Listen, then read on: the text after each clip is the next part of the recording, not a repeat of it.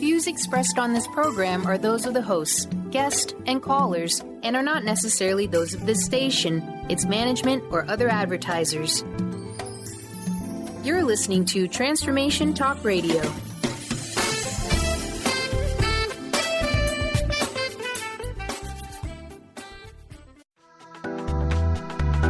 This show's audio was via a Skype call.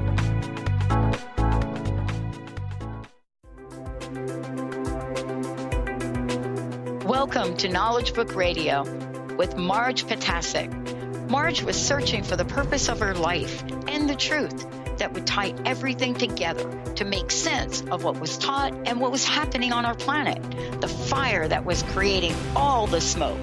Through many experiences, she was finally led to the knowledge book that provided all the answers. Marge is now talking about this gift to humanity on Knowledge Book Radio, so all can be united in peace, love, and harmony. This live call-in show at 1-800-930-2819 is amazing. So get ready to hear about the knowledge book. Here's your host, Marge Ptaszek.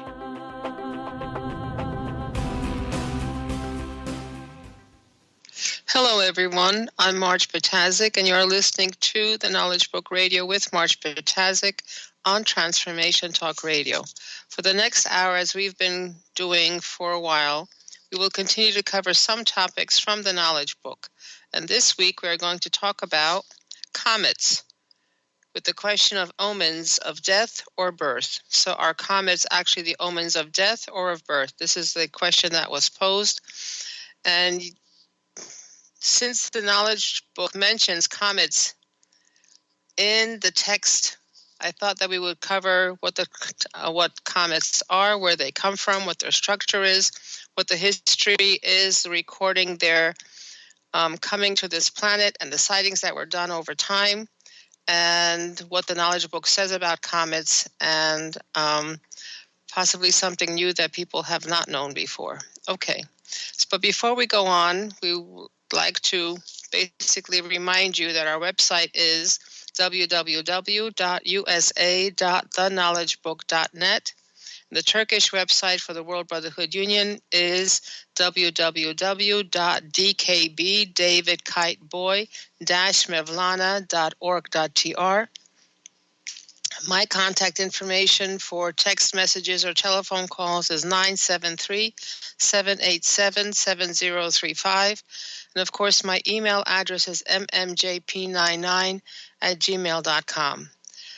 We would receive any kind of questions you may have about any of the topics that we're covering this time, or we covered last time, or throughout the program broadcasts. And also, if you have any topics that you would like to have discussed from the Knowledge Book or something tangential to the Knowledge Book, please forward them to either the text or the email.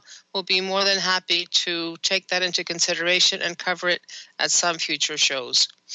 Okay, so let's dive into the topic of comets, whether they are actually omens of death or birth. Now, comets have inspired both awe and alarm since antiquity, because they seem like hairy stars that sometimes resembled swords, fiery swords. And to many people on the planet at that time who were looking at these comets, they seem like omens of doom, something that is as important a sign of something bad going to happen. And now scientists have found evidence that comets not only may have taken life away through cataclysmic impacts over time, they also may have helped to provide life by supplying the Earth with vital molecules such as water.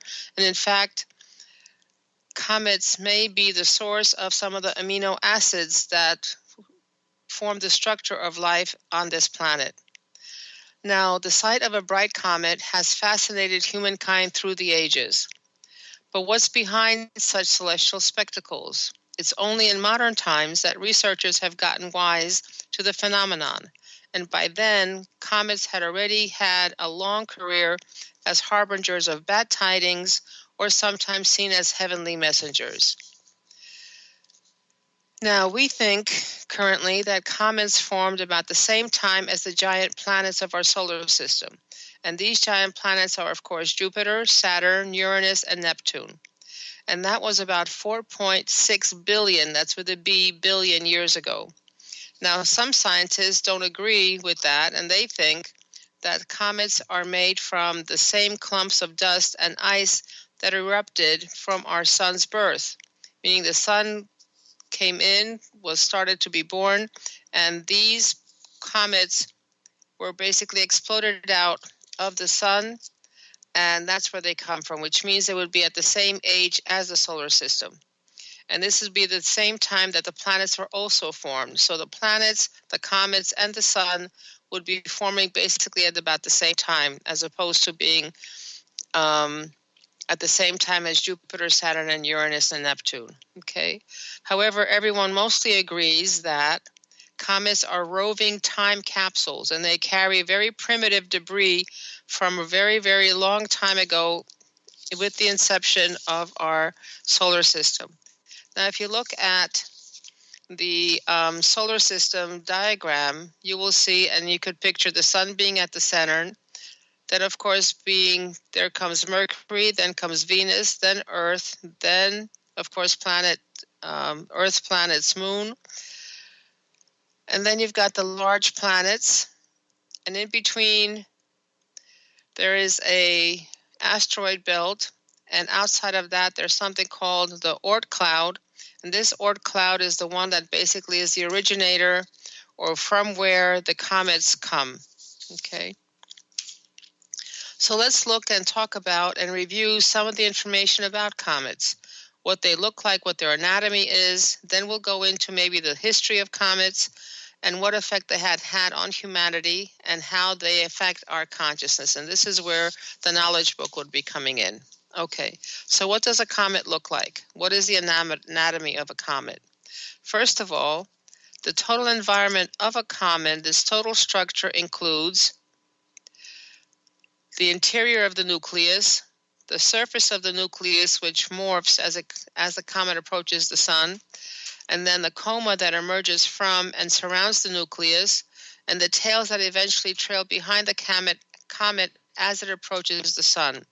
So we have the comet that has the nucleus, has the coma, has a dust trail, has an ion trail, and these can be really, really, really huge. I was actually surprised as to how big the comets are and how far the tails extend. So the tails themselves could be 33 million kilometers. That's 20.5 million kilometers long. That's how long the tails can be. In terms of the coma itself could extend 80,000 kilometers, which is 50,000 miles. And of course, the nucleus of the comet can range anywhere from 1 to 10 kilometers, which is from 1 to 6 miles across. So these are actually very huge. And when I heard the comets described as dirty snowballs, I kind of thought of a picture of a snowball maybe being the size of a basketball, or maybe the size of a football or a balloon or one of these exercise balls, but I never thought that it would be 6 miles across. And then, of course, outside of that, there is another structure of the coma, the dust, and the ion trail that basically trail behind it. So again, if we look at the nucleus itself, then we can see that when that nucleus is very far from the sun, then the comets are very big asymmetrical chunks of ice, and those chunks of ice are mixed with dust or rock, and they're basically less than 10 miles across.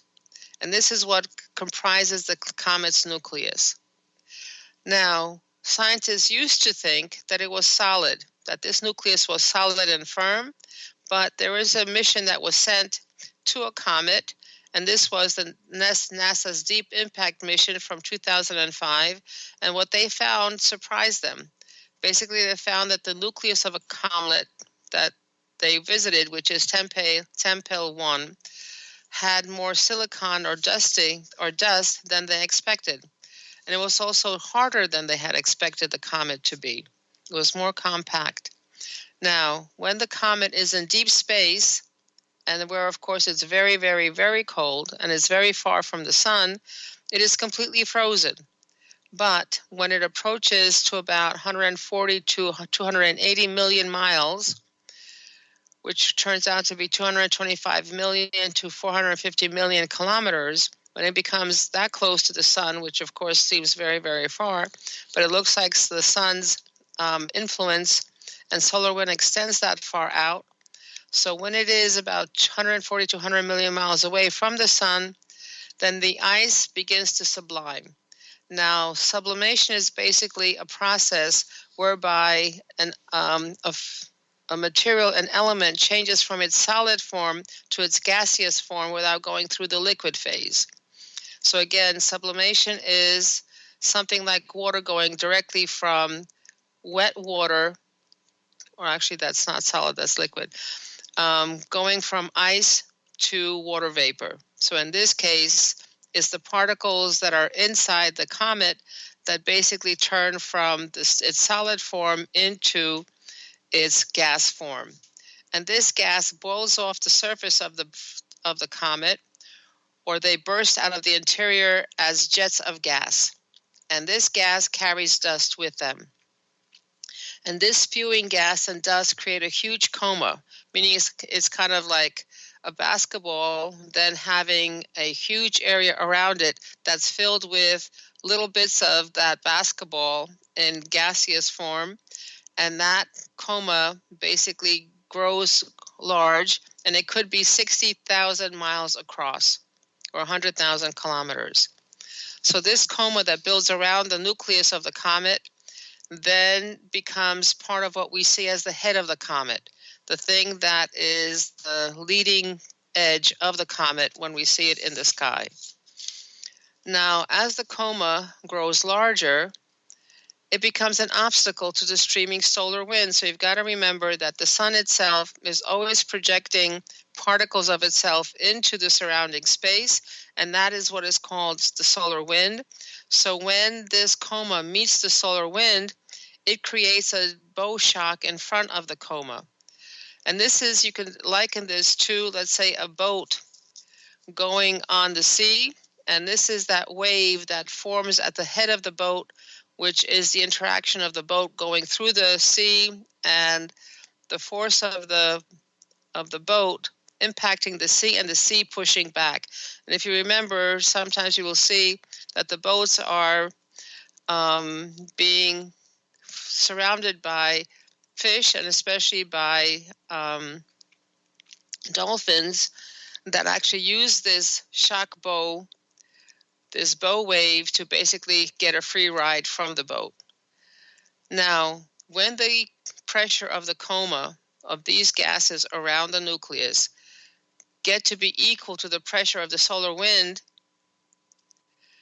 then the solar wind and its associated magnetic field slow down, and that compresses against the coma, and then because of this, there's a stream that is formed around the comet and behind the comet, and it actually carries that bits of dust and ions that were in the coma behind them, and that's how the comet tail actually forms.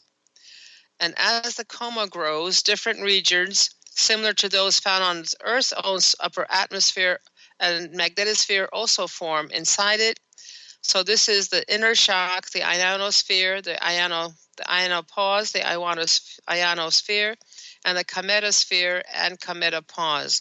So this is something like we'll have the same kind of a structure as far as the atmosphere around the Earth. The structure is similar to that of the comet itself.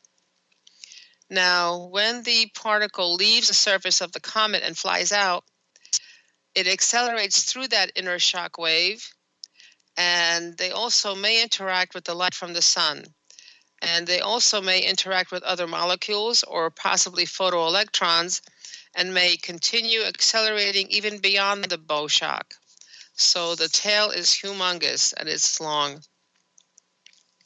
Now, when the solar wind and magnetic field lines wrap around the coma, they push ionized gas around dust away from and around the head of the comet, and they form tails that always stream directly away from the sun. So interestingly enough, the tail will switch position as it goes around the sun, and it will always be pushed by the solar wind away from the sun. So when it is approaching, it'll be in a different angle to itself than as it comes closer and then further away from the sun. Now, the first kind of tail that is formed from that dust erupting from the nucleus is the dust tail, and this contains microscopic dust particles which usually form a broad and gently curved tail that actually stretches up to 60 million miles. That could be 100 million kilometers. However, there's also a second kind of tail that is formed, and this is the ion tail. And this tail is actually straighter and thinner, and this is composed of ionized gas. And these ion tails can become quite long. Now, when Comet Hyakutake's ion tails reached an amazing 360 million miles, that's a humongous length. And that's about times the distance between the Earth and the Sun. And this is the longest tail that's ever been observed by humans. And it's an amazing long tail to wag in space. But anyway, scientists studying the comet Hale-Bopp also noted a faint sodium tail, something not seen frequently on visible comets. There is no doubt about it, comets put on some of the most amazing shows you'll ever see. Now, if you notice in some of the pictures that we have pictures that we have taken of comets, you will have tails that are different. One will be a different color than the other. Some of them could be greenish, some of them could be bluish, some of them could be yellowish. These are the colorful ones are the ion tails, and the others are the dust tails, okay? Now let's go a little bit into the history of comets. So as we were saying before, about 4.5 billion, that's with a B, years ago, a solar nebula condensed to form the planets, the moon, the asteroids, and comets of our solar system. Now, the planet's gravity propels comets outwards to form the distant Oort cloud and funnels most asteroids into a belt between Mars and Jupiter. Now, 33.8 billion years ago, this is what is called as a late heavy bombardment, and many massive impacts from debris left over after planet building batter the Earth and the Moon and the inner planets, Mercury, Venus, and Mars, and these impacts are large enough to keep much of their surfaces molten. So originally the surface of all these planets, the rocky planets, were melted. 65 million years ago, and this is when an object, probably an asteroid about 10 kilometers across, crashed into what is known now as Mexico's Yucatan Peninsula, and it formed a 300-kilometer wide crater called Chicxulub, and the resulting global hail of red-hot impact debris set fires everywhere. Now, this is what formed the impact winter. This is what killed off all the dinosaurs and most of the life on our planet at that time. So this was a asteroid that hit our planet, 10-kilometer asteroid that hit our planet, and it formed a 300-kilometer wide, which is a 186-mile crater. Then 50,000 years ago, a 50-meter wide, meaning a third of a mile wide, nickel-iron meteorite slammed into what is now Arizona, and this is what formed the meteor crater. And this is the crater that is the best preserved large impact crater on our planet, and it is 4 kilometers across. Now we'll go a little bit more into the history of the comets coming into contact with Earth. Now, about 28 million years ago, a comet exploded over Egypt, and this created a temperature of 3,600 3,600 degrees Fahrenheit or 2,000 degrees Celsius. This was a blast wave that spread out over the entire desert. And this shock wave melted the sand, and it formed a lot of yellow silica glass that was scattered over 2,300 square miles. And this is found in the Sahara.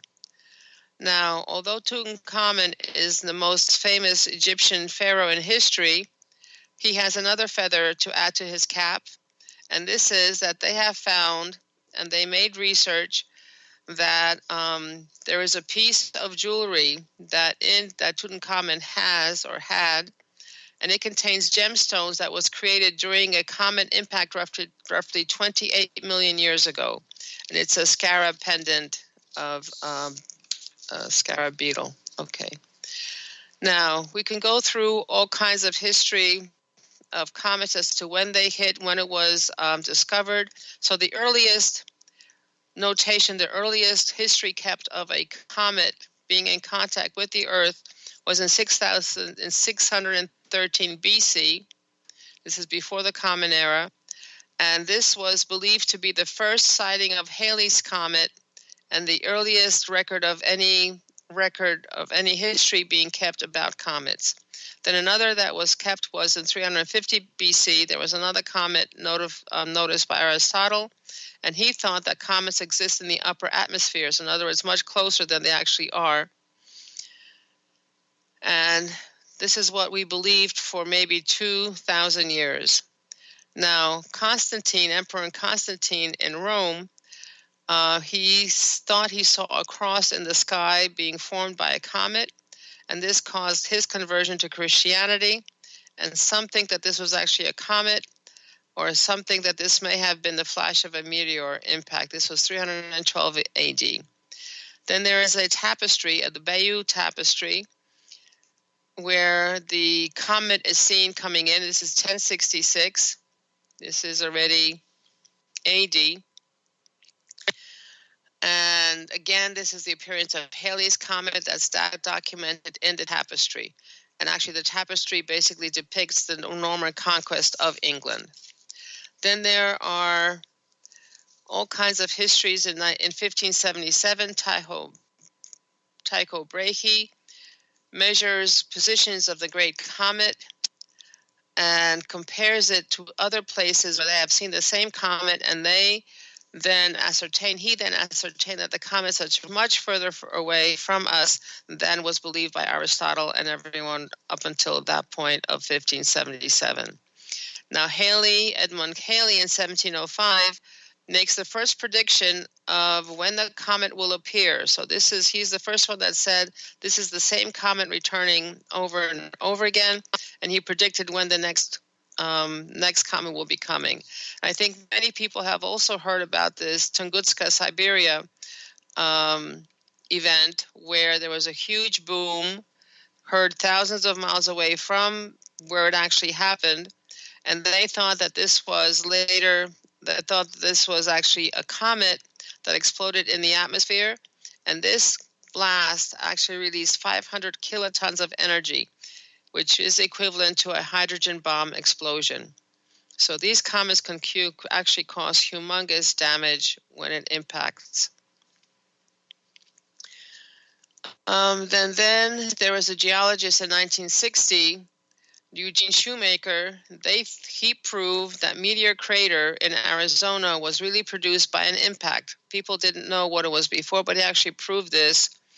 And this was the first impact crater that was seen and identified on the Earth. Now, in 1979, we're coming very close to the current time.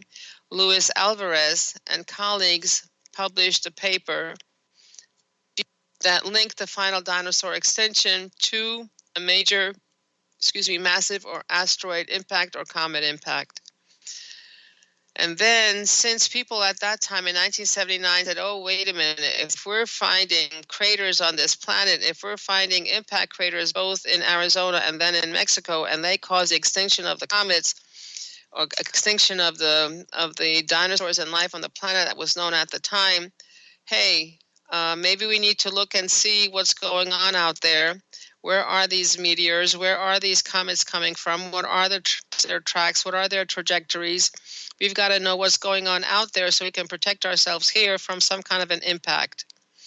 So in 1992, the U.S. Congress appointed a panel, and that proposed a Space Guard program to search for all the near-Earth asteroids that are longer than 1 kilometer across, and they wanted to plot all this within 10 years.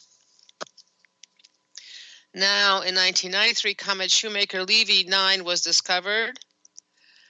And if we remember, or some of us may remember, that in 1993, this comet Shoemaker-Levy 9 broke apart by going, by the sun, and its gravitational encounter with Jupiter, and then dozens of pieces of this comet crashed into Jupiter in 1994. Now, there was another program called NEAT, which is Near Earth Asteroid Tracking Project. And this was done at an Air Force tracking telescope in Hawaii.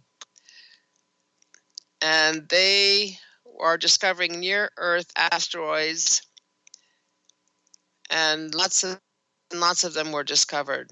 Okay.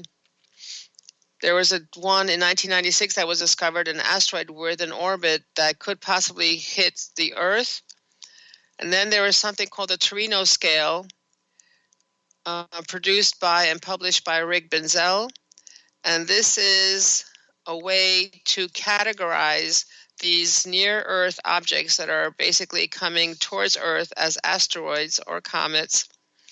And they have a rating scale from 0 being no risk and 10 being virtually certain to cause global devastation. So they assign a code number, a scale, to asteroids circling in the skies, and basically let us know what chance we have of being hit by an asteroid.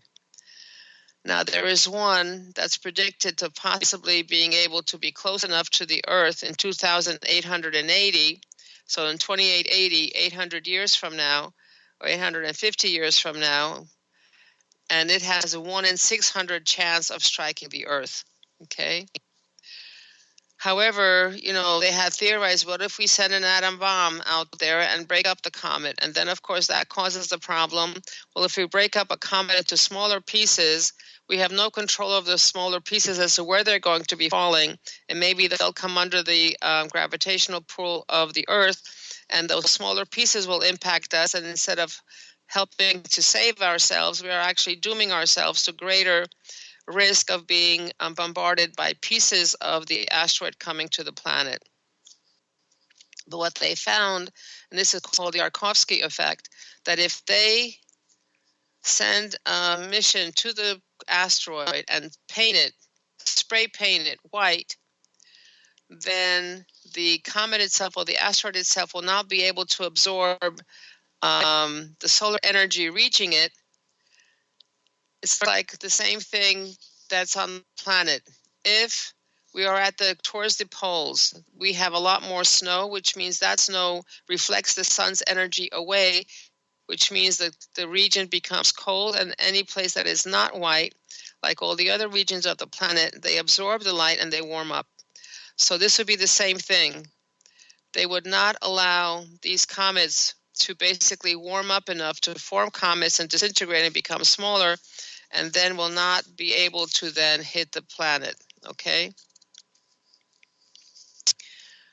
We actually had a mission that actually went out, that actually collected whatever comet dust was in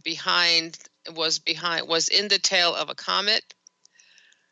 And there is a comet, or there's an asteroid that is now called Apophis, and apparently it had a threat level of 4, which is on the lower scale of being possible of hitting the planet.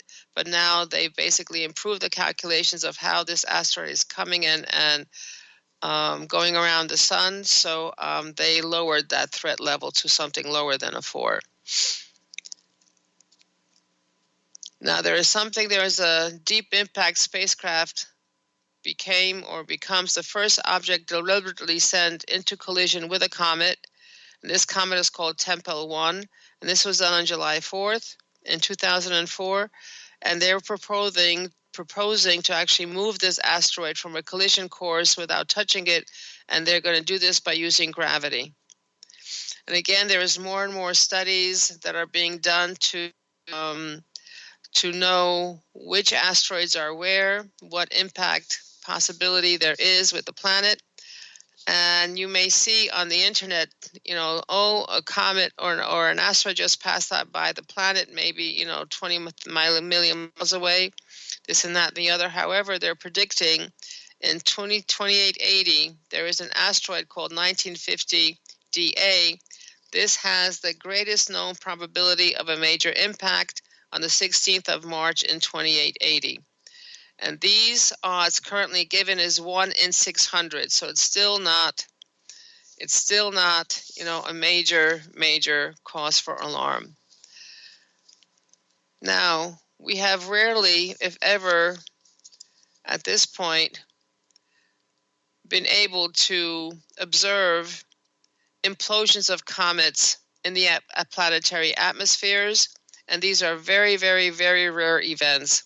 However, from July 16th through July 22nd in 1994, the pieces of the comet called Comet P. Shoemaker-Levy 9 collided with Jupiter. And at that point, Comet Shoemaker-Levy 9 was composed of 21 separate discernible fragments, and these diameters were estimated to be about 2 kilometers. So this was the first collision of 2 solar system bodies that were ever observed. And the effects of this collision on Jupiter's atmosphere have been very spectacular and beyond, scientists' expectations. So when Galileo, which is a spacecraft, arrived at Jupiter, they imaged ripples in Jupiter's main ring in 1996 and 2000. And the entire ring tilted in 1994 by about 1.24 miles or 2 kilometers following the impact. And in 2011, almost 20 years after the impact, the Pluto-bound New Horizons spacecraft still was detecting disturbances in the ring, according to a paper that was published in the journal Science. And now, of course, there are many scientists engaged in finding cosmic objects that could potentially hit the Earth.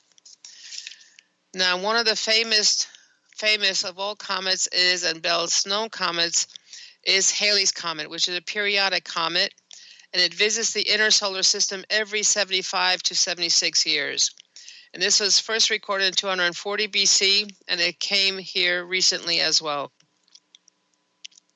This, of course, was the first comet to have its orbit calculated. This was done by Sir Edmund Halley, who predicted that the return of the great comet in 1759. And Mark Twain was born in 1835 during the passage of Halley's Comet. Now, there was a fleet of international space probes that visited the comet in 1986, and the next time it'll come to Earth is in 2061, which is not that too far away. So this is Halley's Comet. Now, of course, the Knowledge Book mentions the Kohoutek Comet. And, comets can be fickle. We can predict whatever we want to predict. However, they often defy the predictions and fail to perform. So they thought that Kohoutek Comet was going to be this wonderful, spectacular comet. However, it didn't pan out the way the scientists thought that it was going to be pan out, and this was discovered in 1973. Now, the astronomers projected it would become the comet of the century, and the media picked up this kind of a claim and blew it out of proportion.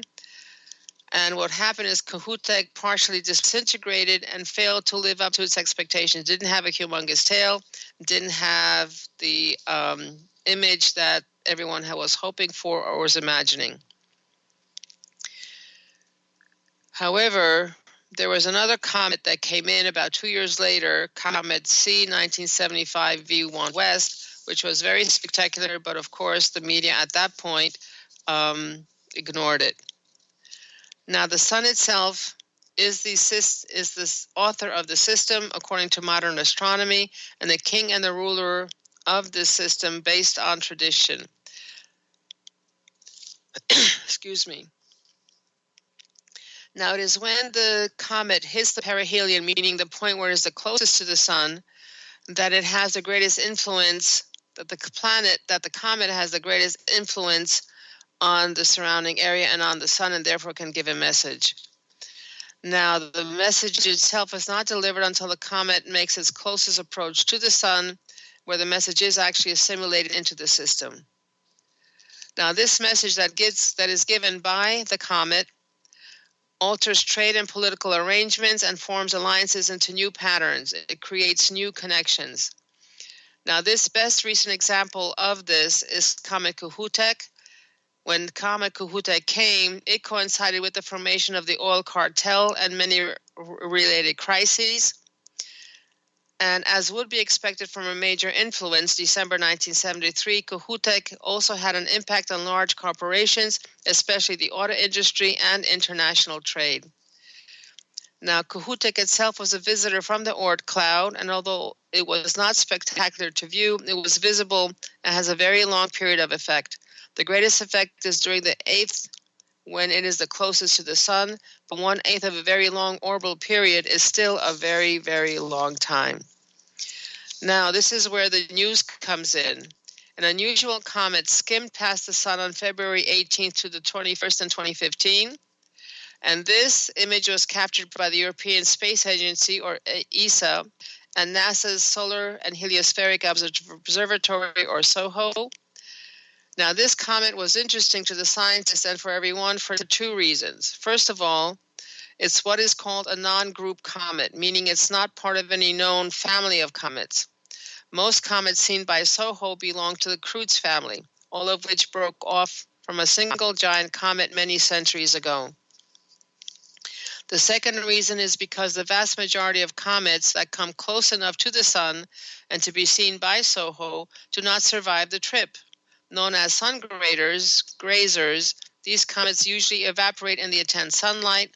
However, this comet made it to within 2.2 million miles of the sun's surface, but survived the trip intact. Now, since launching in 1995, SOHO has become the #1 comet finder of all time.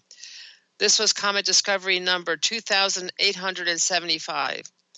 But what usually SOHO sees are the 9-group comets like this only a few times a year. So whenever a comet comes in, or a comet is predicted to come in, it usually creates fear and uncertainty. And humans around the world have peered at comets like Hale-Bopp with fear, awe, curiosity, superstition, and suspicion. Throughout recorded history, people have looked at the heavens and celestial phenomena such as comets, meteor showers, the northern lights, novas, and even eclipses, and this have provoked visceral responses ranging from reverence to hysteria. Comets in particular have held an extended and generally terrifying fascination for people, according to researchers at the University of Washington. So comets have a long history, usually seen as omens and bearers of bad news. However, to differ, the death of Julius Caesar was marked by a comet, and this was taken by the Romans as a sign of his divinity. And Napoleon pointed out to the appearance of comets in conjunction with his early military victories.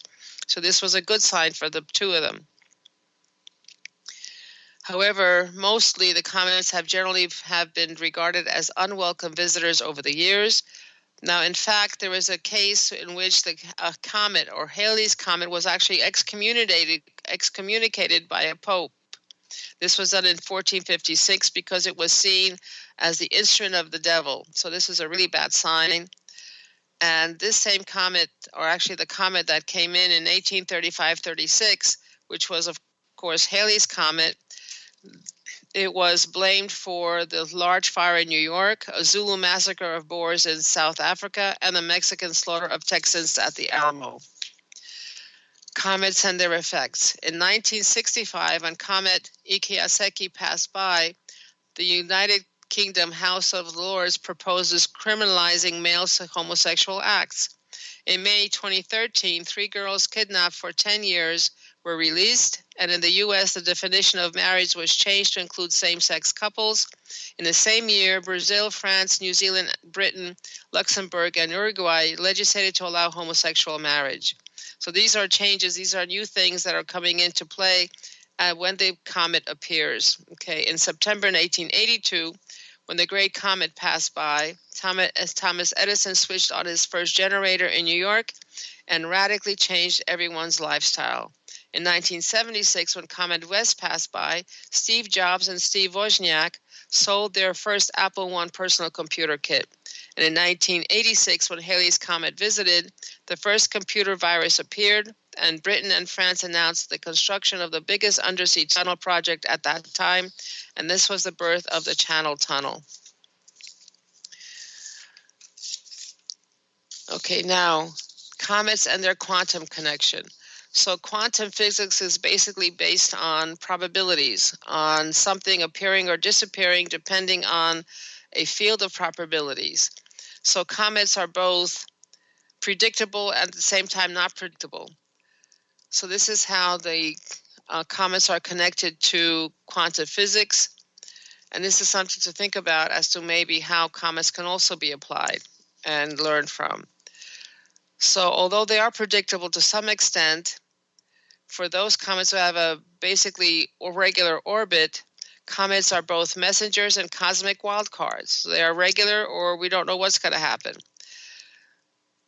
So they are the ones that most strongly represent the action of chance in the cosmic scheme of things.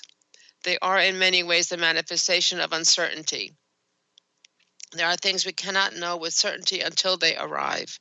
And the comets themselves can be dead without any kind of influence at all. And they break up or they become visible or they are alive, meaning they are visible to us and communicate with us, and they communicate with the sun and give us messages. Or there is always some uncertainty as to when or if they will return or if they will come again. So even though we can predict that Halley's Comet could be coming in, or later this century, however, that is not certain. Okay, and this is where the uncertainty principle of quantum mechanics is actually demonstrated by comets. Now, there's something to think about. The meteor showers that we are seeing at certain times of the year in the sky, they're actually the remnants of comets that have broken up. Okay. So how do we understand comets? For most of history, comets were thought to be divine omens, atmospheric anomalies, or celestial wanderers that flashed through the solar system before vanishing into interstellar space. But maybe now, before we go into the rest, it's a good time to take a short break. So I'd like to remind you that we're listening to the Knowledge Book Radio with Marge Ptaszek, and to remind everyone that our website is www.usa.theknowledgebook.net. The telephone numbers for questions and topics is 973-787-7035, and the email address is mmjp99@gmail.com. Again, Mary John Peter 99@gmail.com. And when we come back, we'll continue our discussion of comets. Are they omens of birth or death or birth? Okay, stay tuned. We'll be right back.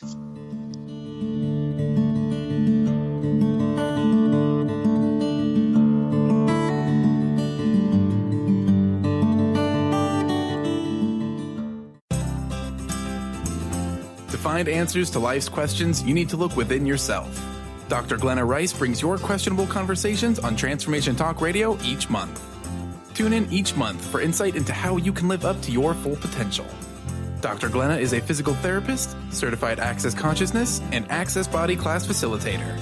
How does it get any better than this? For more information on Dr. Glenna Rice and her work, visit glennarice.com.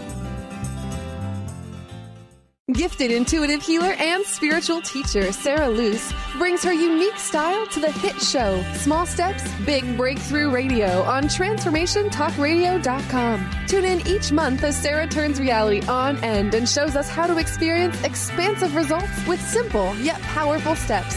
Expect an enlightening bend on what you currently believe is possible. For show details and upcoming topics, visit sarahluce.com. That's SARALOOS.com. What is a brilliant culture, and how do we create them? Why are they important? Claudette Rowley has created a breakthrough 5-step process to help you align your culture with your business strategy for exceptional results. Looking for a culture that drives organizational excellence? Listen to Cultural Brilliance Radio, the second and fourth Friday of each month at 10 a.m. Pacific and 1 p.m. Eastern on Transformation Talk Radio. To learn more or work with Claudette, visit culturalbrilliance.com. Do you believe you are meant to live with more joy, but you're just not sure how to get it? What does the phrase, "give me the joy," make you feel?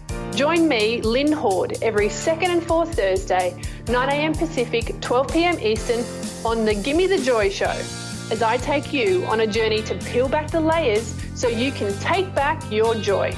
To find out more about my work as the Joy Coach, including my popular programs Joy School and Joy at Work, visit lynnhorde.com. Take your own journey with the angels with Claire Candy Huff's Heaven Sent Guided Angel Meditation CD, letting go of concerns and living in the now. This beautiful CD walks listeners through practical exercises to help free them from the burdens, worries, and concerns of daily life. Walking a quarter of the way across the bridge, you see a bright, emerald green light and sense a loving presence. This is Archangel Raphael's green healing energies, nourishing and revitalizing you. Take a moment now to bathe in this green healing light. Giving you much more than just relaxation and stress release, this wonderfully narrated CD provides vivid visualization, soothing and inspiring music, and an angel's choir that will bring you peace, clarity, and a newfound awareness. Visit angelhealinghouse.com today.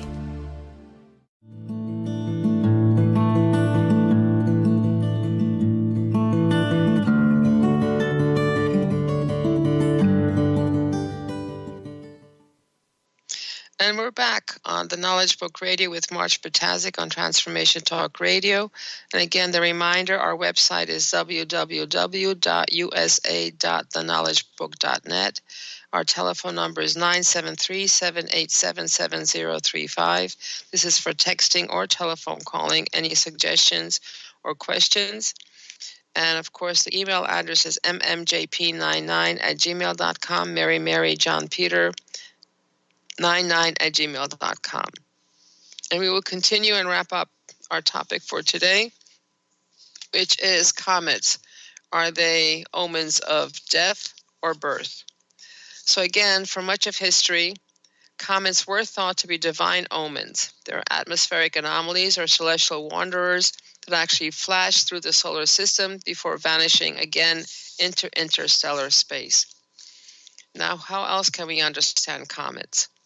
The knowledge book itself explains that every dimension has its particular knowledge corresponding to its energy and power, and every entity in that dimension has a body that can exist at that dimension comfortably, having completely integrated with the energy knowledge of that dimension.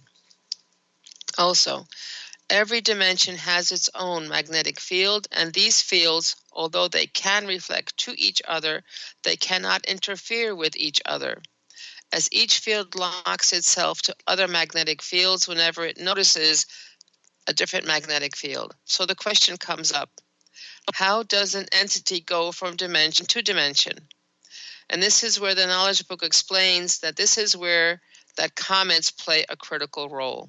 They scoop up the energy's knowledge pores or seeds from one power field and scatter these to all the fields they pass through from their tails, depending on that comet's energy power. Now, these pores that are being sown by the comets from their tails, they actually provide the nourishment for dormant seeds of every entity that has reached a certain consciousness evolution level, and this allows that seed to germinate and to eventually to mature and bear fruit. So, as can be seen from the history of comets and their impact on the world, comets both brought death and destruction and simultaneously brought life and innovation. Whether a particle or a universe or anything in between, everything is undergoing evolution. Every energy exists until it is exhausted and is then transformed into a different energy with its own particular power and influence until it is exhausted and it is then transformed into a different energy, etc., etc., etc. World history is filled with examples of leaders, political, economic, and social constructs dying when a comet passes, and leaders, political, economic, and social constructs being born when a comet passes. The comet who sowed these seeds of reform and change has then succeeded in its mission, in their missions. Now, since 1995, Soho Observatory actually found almost 3,000 comets that came close to the sun, and this averages about 130 comets per year. Initially, as far as history recorded comets, and comets, of course, were these humongous deals that are happening at that time, we have very little comets being recorded very early in our history. However, there was an increase in the number of comets that are being recorded as we're going to the present times. To now, we're getting about 130 comets per year. Now, the Knowledge Book also states that as the human consciousness grows, as the magnetic field of the human consciousness grows, it is able to attract to itself different comets so that we will get different energy pores that get sewn into this higher level consciousness, and therefore they're able to progress. So over millions of years, comets have brought us to our current status, where many are ready, through their cosmic consciousness, to germinate their seeds of higher consciousness that are still waiting to sprout. So the solar system actually may be hosting a visitor from the stars. A newly discovered comet is streaming away from Earth, and based on its weird orbital trajectory, astronomers think it might be the first comet ever observed that came from interstellar space.